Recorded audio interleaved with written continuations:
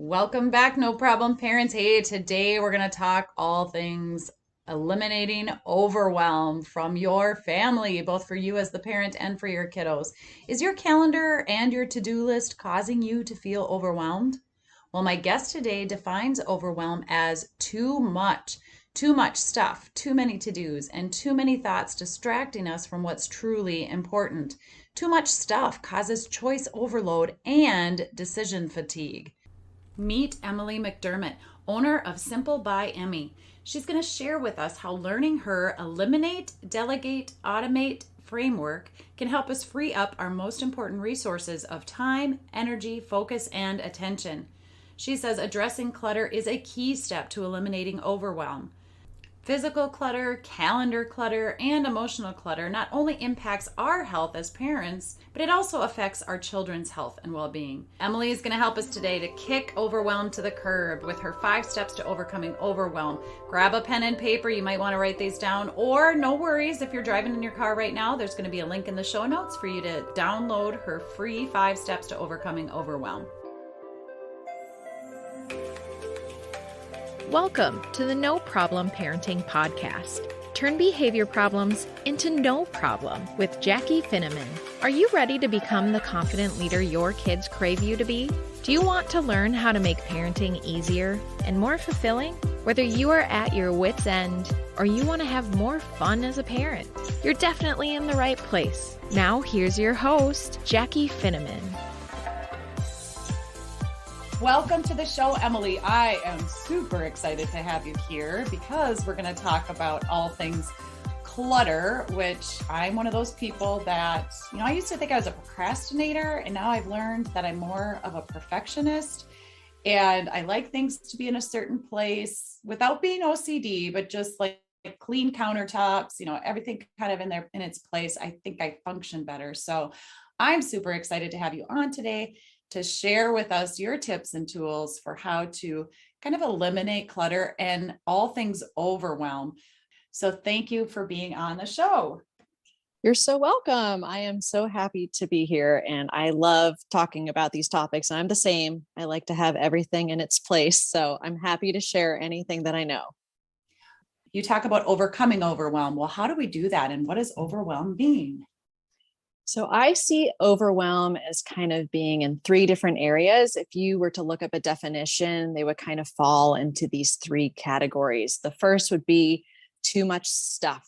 So you're literally being buried or drowning in stuff, right? And we can all kind of relate to that at different seasons in our lives. The second is too many to-dos. So one definition that I found is to load or inundate someone with an excessive amount of something. So we know when our to-do list is just never ending and there's people asking for our time and our attention. So that's kind of the second area. The third is that actual feeling of overwhelm. So to overpower completely in your thought or your feeling. And that's more when we get into our thoughts and distractions and so forth. So that's kind of how I define it, kind of these 3 areas: the too much stuff, too many to-dos, and too many thoughts or distractions. Those feelings of overwhelm, those thoughts really can kind of take control. And we end up thinking that we are too busy or there's too much stuff. But I think sometimes if we just stopped and did the thing instead of thinking about it like constantly, that's one of my issues, is that I'll think I've got so much to do, which maybe I do have a lot to do, but often it's like, just get it done. Right. So what do you see as the connection between overwhelm and having too many choices or decisions? So there is this concept in psychology called choice overload. And this concept is that, as Americans, we value choice, right? The freedom to choose. It's one of our kind of core values in our culture. And to a certain point, choices are good and it increases your level of happiness. But when you get to a certain point, too many choices actually causes you to become unhappier because it's very difficult to make a decision among too many choices. So the example I like to give is if you went to the supermarket, for example, and let's say you're in the cereal aisle. And normally, if you're like me, you make a beeline for the cereal that you always choose, right? But today you decide you're going to look at every single label on every single cereal box, and you're going to compare the nutritional information and, the calories and all the other stuff. You would be there forever, first of all. And second of all, you would go crazy probably, because it's just this overabundance of choice, and it makes it super difficult to make a decision among those choices. So I see this choice overload concept then filtering into decision fatigue, which is a term that's more familiar to people, which is that as the number of decisions that you have to make go up during the day, the quality of those decisions go down. So when you have so many choices, you wake up in the morning, you're picking what you want to wear, and you have 50 shirts and 40 pairs of pants and 60 pairs of shoes. It's a lot harder to make that decision first thing in the morning, and your decision making muscles, for lack of a better term, are taxed first thing, even before you go downstairs for the day. You're getting fatigued by the number of decisions based upon having that overabundance of choice. So that's kind of how I see the connection between overwhelm coming from too many choices and then too many decisions among those choices. I mean, it seems simple, like, just get dressed in the morning, but how many of us actually do that? We think we have an idea of what we're going to wear that day, and then we go in and it doesn't feel right. I need to be comfortable. And so we end up putting on 2 or 3 outfits before we even leave the bedroom. So starting out the day that way, kind of Right. good point. How about clutter?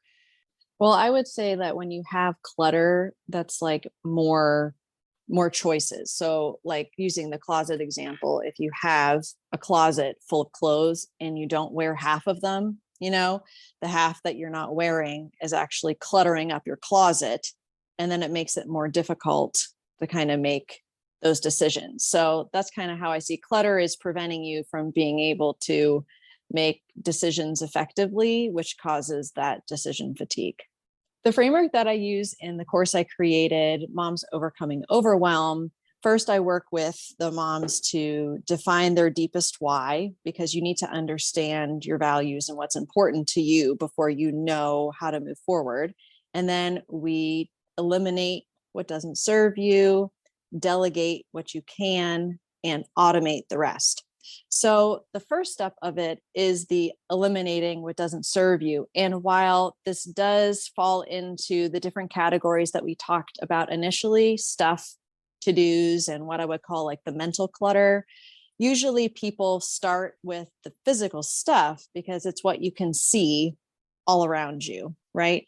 So when it comes to this idea of eliminating clutter, there's lots of definitions for clutter. Some that I like are anything that you don't need, use, or love, having too much stuff within too small a space, or the one that I love the most is the physical manifestation of unmade decisions fueled by procrastination. That's definitely my favorite because it's representative of what's going on the inside. You're holding on to what you don't need for a reason. So it's kind of that physical manifestation of either an unmade decision or a sentimental attachment or something where you're just not ready to let go. So that is how I would define clutter on the physical side. But there's also, mental clutter and then the calendar clutter, which is just having too many things cluttering the calendar, not having white space. And it impacts the health of us as parents, but also our children's health as well. As parents, it's affecting us, but then also as our children. So talk a little bit about what is the impact on not only ourselves, but on our kiddos. So this is where I'm talking about kind of aligning with your deepest why.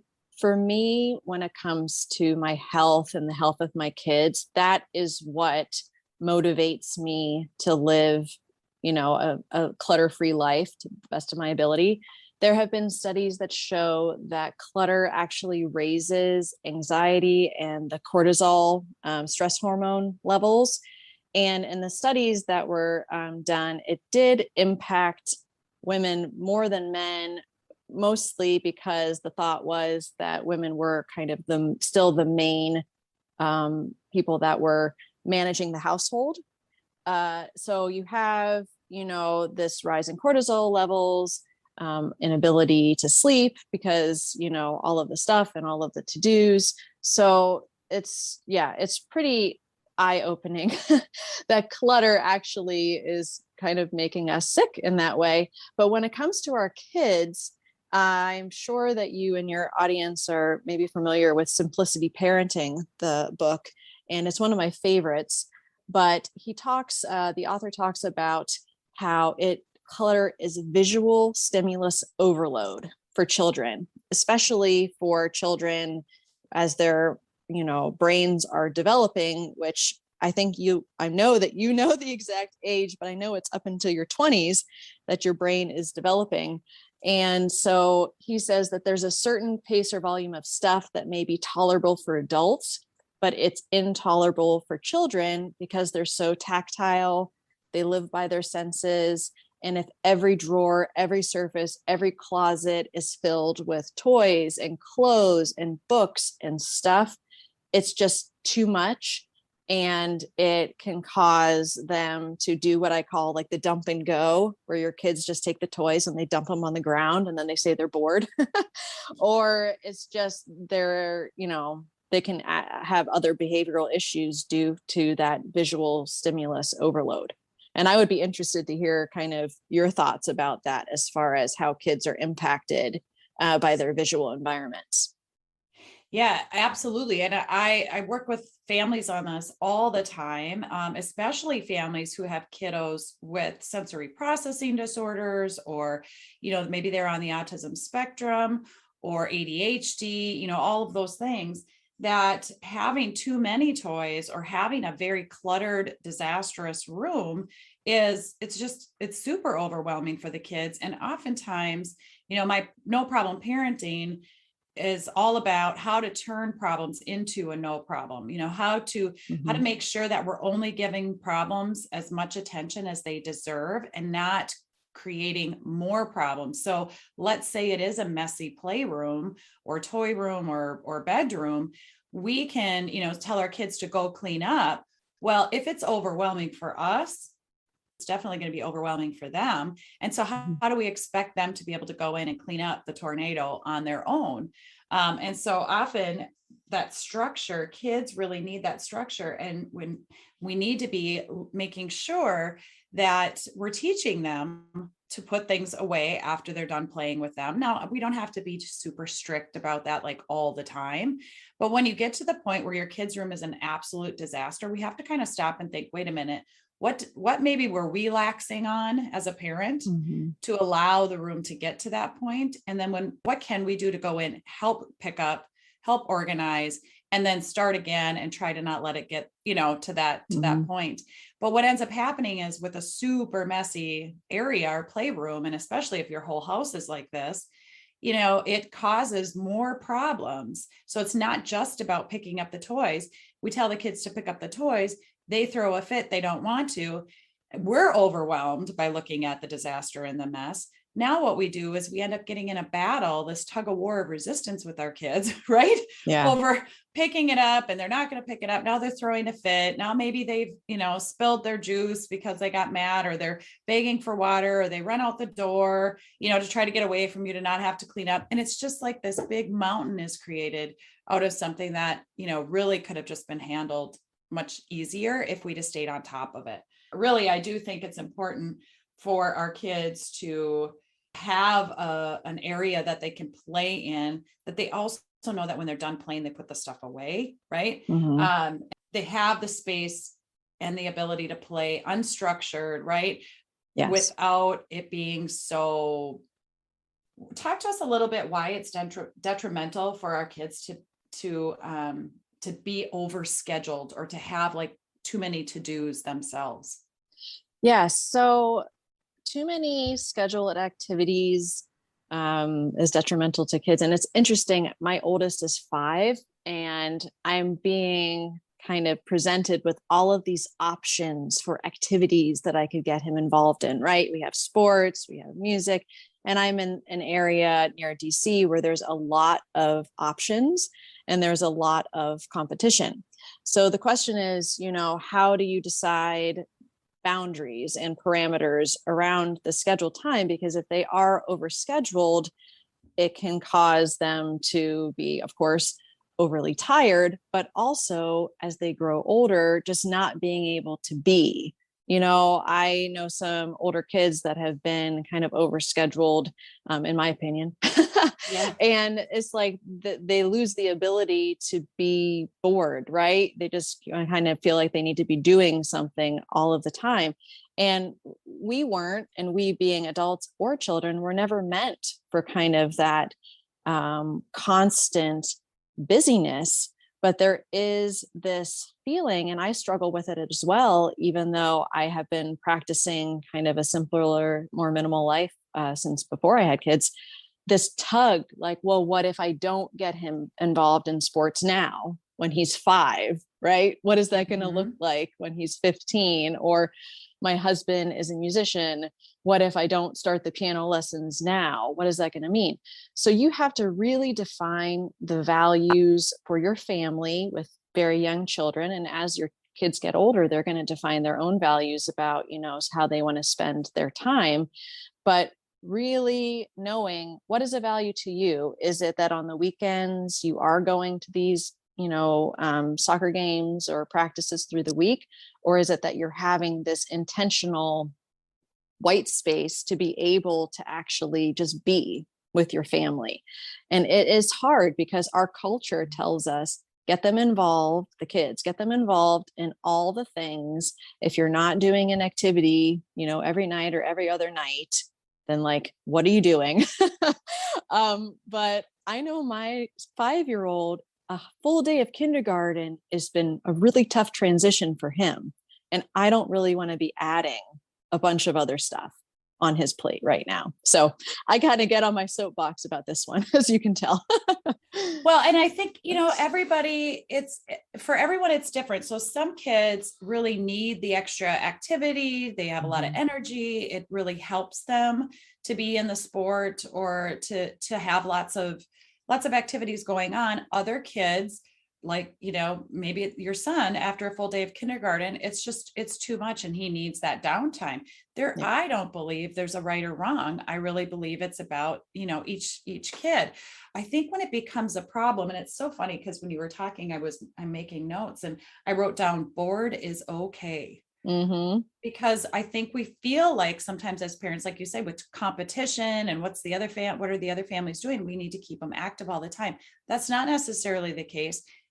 Or it could be because you might have a kid who's super interested and that's, that feeds them to have the extra activity. So I think we have to kind of just know our kiddo, allow our kids to be bored sometimes, especially if that's what they need. And if our kiddos want to be in the sports and the activities and it's like, a few days a week, or maybe it's every day of the week, I think that's okay too, as long as it's okay with you as the parent first. Like making sure that you're not overpacking your schedule just to make sure that your kid gets into, these extracurricular activities. Because if you're overwhelmed with the schedule and you're going to be running late or pushing the limit, that gets reflected onto the kid. Everybody gets up in arms about it, or overwhelmed or stressed by it. And then really, what's the point, right? It's like, oh, definitely. This good activity just turned into, an argument between us or, an overly stressed family. And that's not necessarily great either. So right. I think it's just really good to recognize that. And that's why I like your program so much and why I was so interested in having you on the show. You talk about 5 steps that you would recommend to overcome overwhelm in our lives. So let's get through those 5 steps. Yeah, definitely. So what I have my students do first is kind of defining some non-negotiables for their day. And in order to make it not too overwhelming, we start with just kind of a time block, like thinking of the time block in your day that might be the most stressful or where you feel the most frazzled, for example. So I'm just going to use the example of from when you wake up to kind of the mid morning. Maybe that could be when you're dropping your kiddos off at school, or, right before you start work, or whatever the case may be, kind of figuring out, okay, what's going well right now? What's not going well? Is your kid waking you up in the morning when you would rather do an alarm?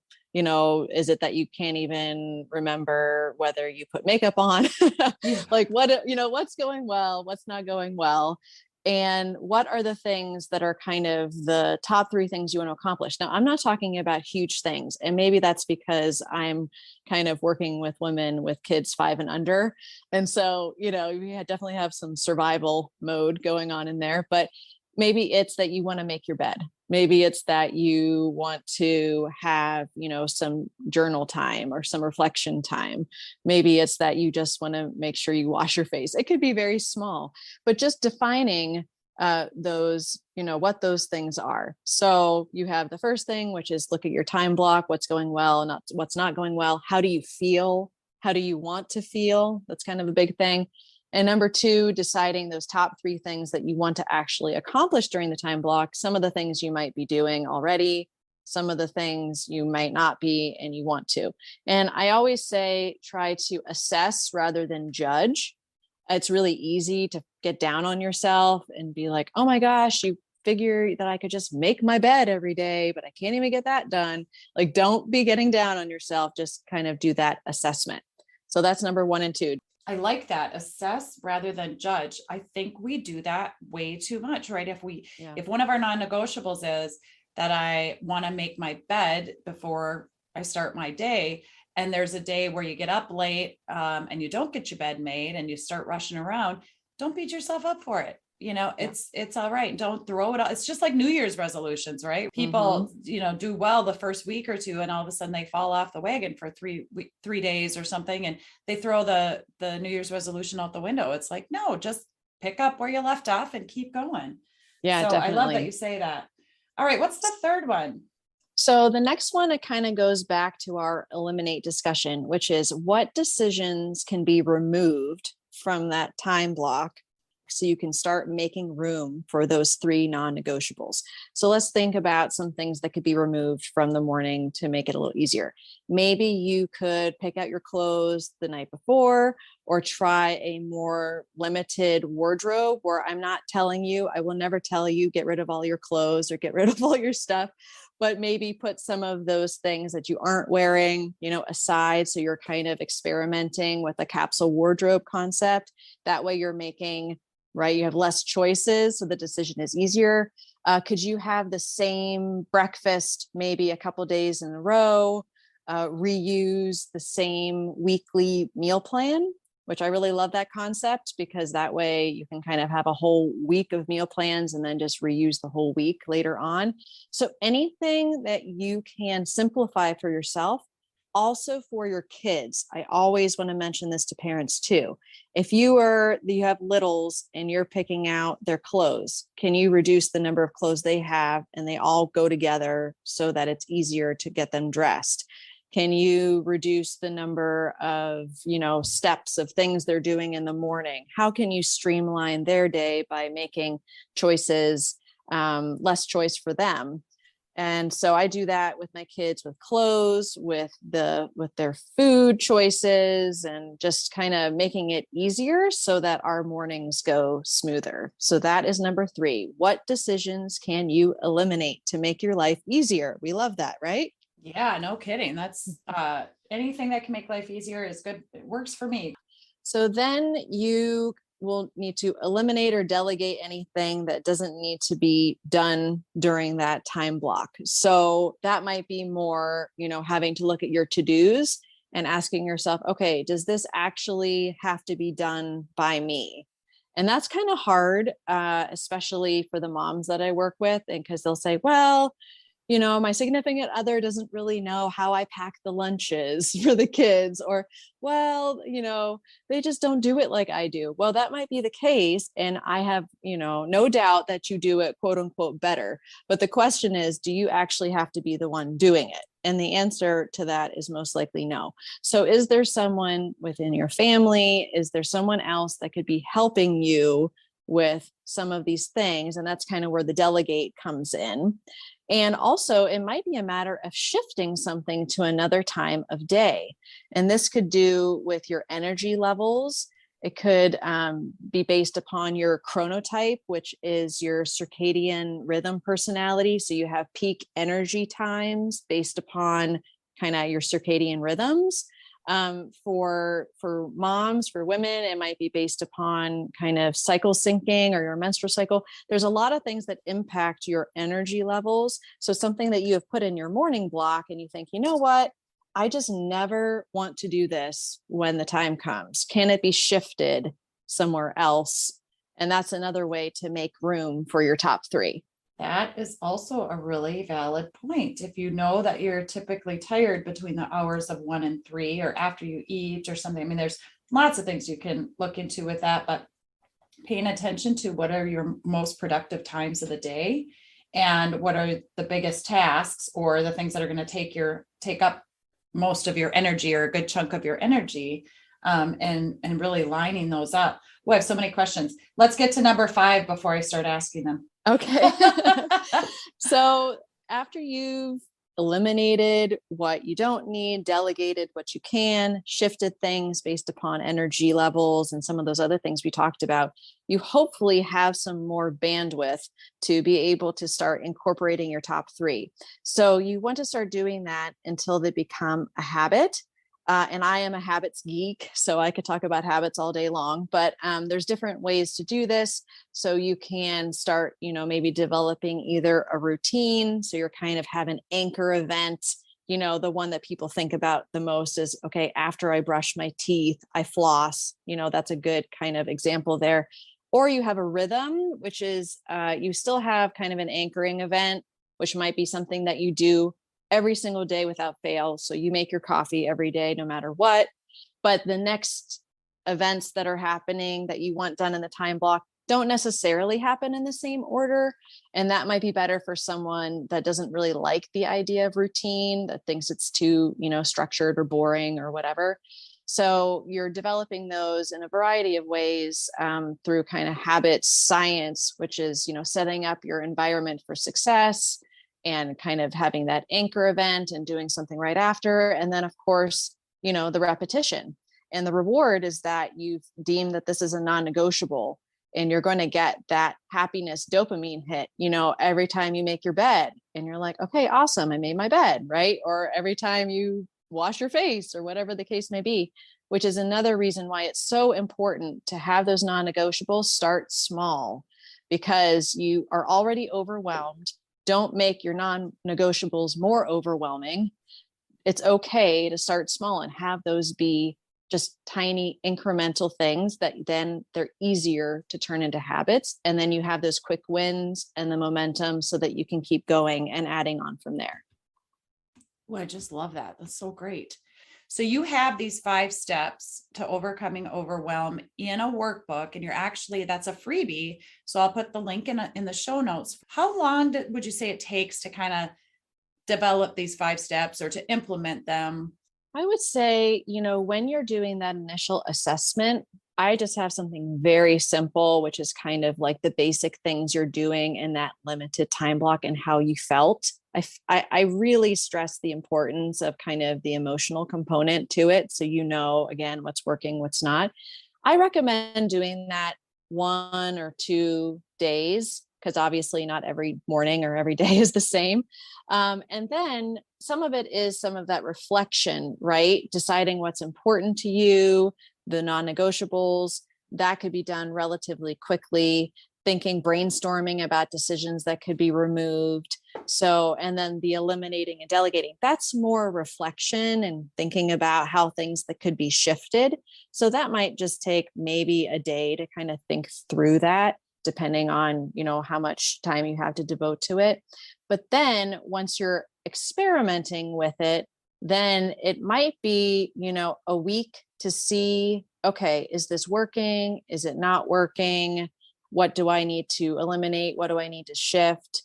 And making it an actual habit, even though the conventional wisdom is 21 days. The research I've seen is that the average is 66 days, but some habits are easier to maintain than others. So there might be a range there. So the actual making it a habit part obviously will take a lot longer, but the setup I would say would take about a week and a half total. Okay, that's great. That's doable. Yeah, I think definitely, since you need to have that assessment time, the reflection time, and then the implementation. So I think that is totally doable. And if you feel like, again, it's too overwhelming, just decrease the time block that you're looking at. So if it needs to be more like 2 hours rather than 3 to 4 hours, do what works for you so that you can just take a small part of your day and focus on that to start before you move on. All right. I love that. That is so great. Thank you for all those tips. Now, before we go today, people can go to your simplebyemmy.com/5 steps to get that free workbook download and check out all the other options and resources that you have on your website. They can also follow you on Instagram or Facebook. You're also the author of the children's book called Little One. Tell me about that. Sure. Well, I actually have a side job or a side hustle as a poet. I have been writing poetry since I was little, and I actually do custom poetry for people that find me from Google. So this was a poem that I wrote to my friend. It's been almost 15, 16 years ago when she was having her first son. And before my first son was born, although I didn't know he was going to be a boy, I decided, you know what? I've always wanted to do a children's book. And so I did it independent publishing. I hired an illustrator and took the poem and made it into a book called Little One, which is about a mother's joy as she's anticipating the birth of her son. And the kind of funny thing is, the illustrator, I didn't really give her any guidance, just that I wanted these illustrations to reflect the love between a mother and her child. And the cover picture looks very similar to what my son looked like when he was little. Oh, so wow. It's pretty interesting. But yes, I actually just finished another poem in hopes I can make a second children's book all about children and decluttering. So be on the lookout for that one. Anything we can do to help moms declutter, and whether it's their, the physical clutter in their home, the emotional clutter, or the calendar clutter. I'm just so happy to share all of this with my listeners today. And I just thank you for being on the show with me today. Oh, thank you so much for having me. I really appreciate it. And I love connecting with other parents to kind of see how we can simplify on this journey together. So thanks again. Thank you for tuning in to the No Problem Parenting Podcast. Join Jackie next time for more tips, tools, and resources that will help you become the confident leader your kids crave you to be. Who do you know that we could support on their parenting journey? Like this podcast, subscribe, share, or leave a review of the show. Your support of the No Problem Parenting Podcast pays it forward and helps us help more families.